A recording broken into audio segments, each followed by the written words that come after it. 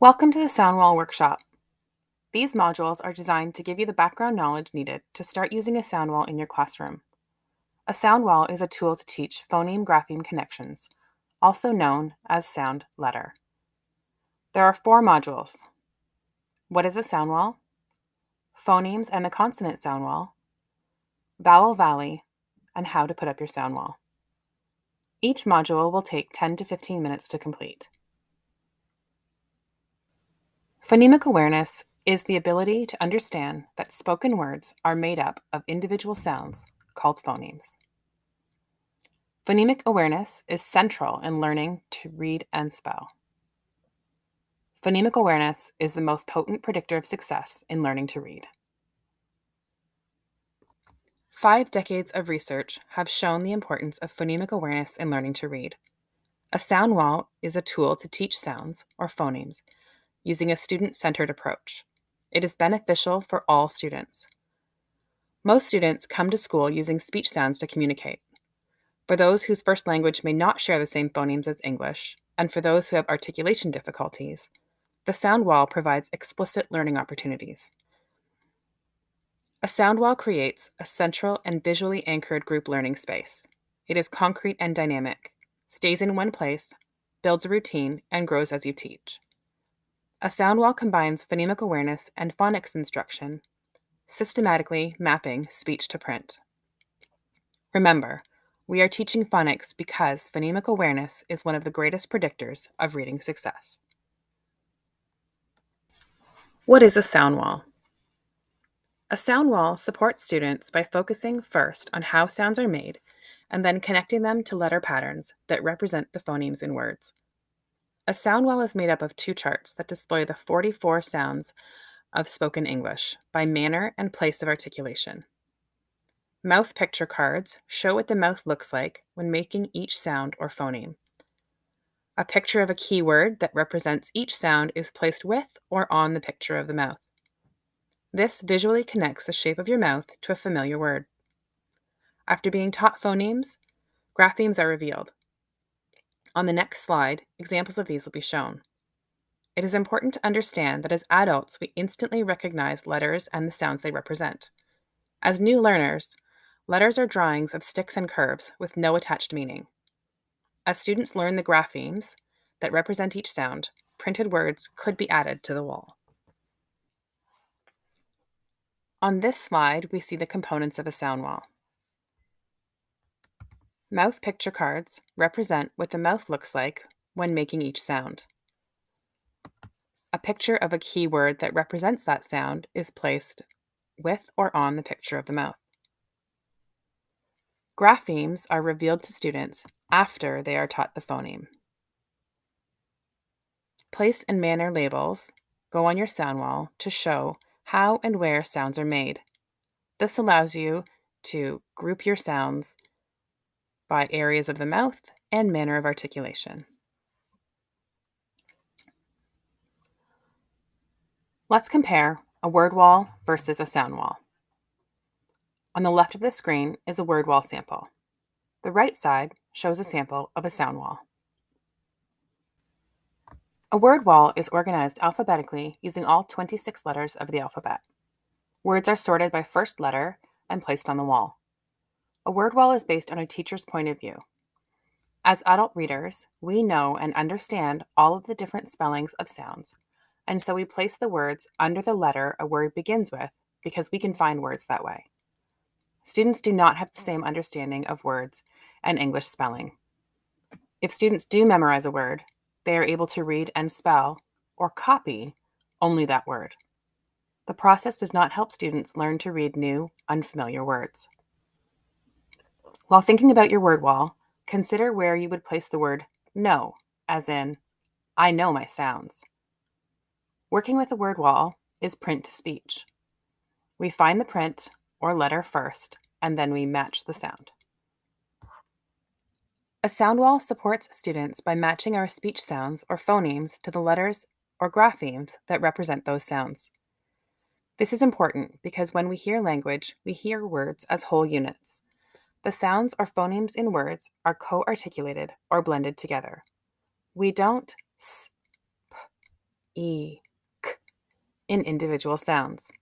Speaking occurs naturally for most and is something we can learn to do by being immersed in language. Reading is not natural.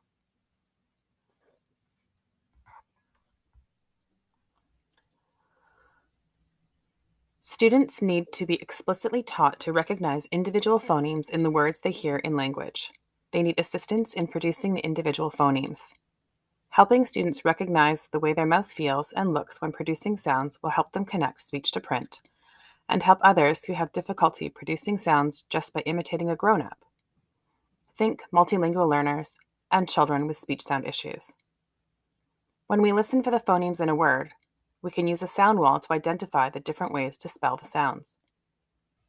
Thinking of our example word, know, as in I know my sounds, on a word wall, you would place it under the letter K.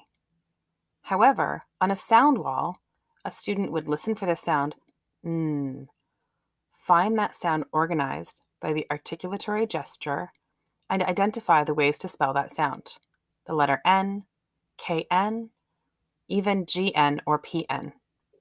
While those spellings of the sound n may not be as frequent, we are supporting our learners and giving them tools to apply these spellings to new words. A sound wall often has mouth pictures to show what your tongue and mouth do to make a sound. This is how learners perceive the sounds in the words they hear. They pay attention to the way their mouth feels, looks, and acts when producing sounds. This helps them solidify and connect the sounds they hear with the print that represents them. To teach reading, we need to connect speech to print. We hear speech sounds before we learn to match sounds to a particular letter or letter pattern.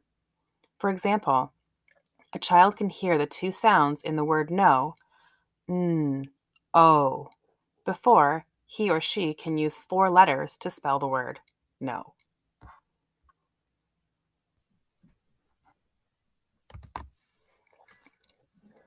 These specifics are keys to helping students connect the phonemic awareness skills to print. This process allows students to navigate a sound wall independently. They can hear the sound, feel it in their mouths, and locate the spelling. A sound wall is created from the student point of view rather than the teacher's.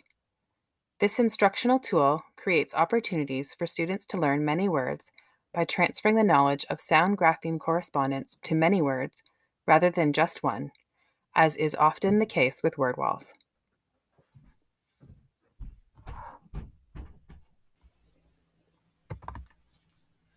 Sound wall structure. A sound wall is organized by the place and manner of articulation. You will often see 2 walls in a classroom.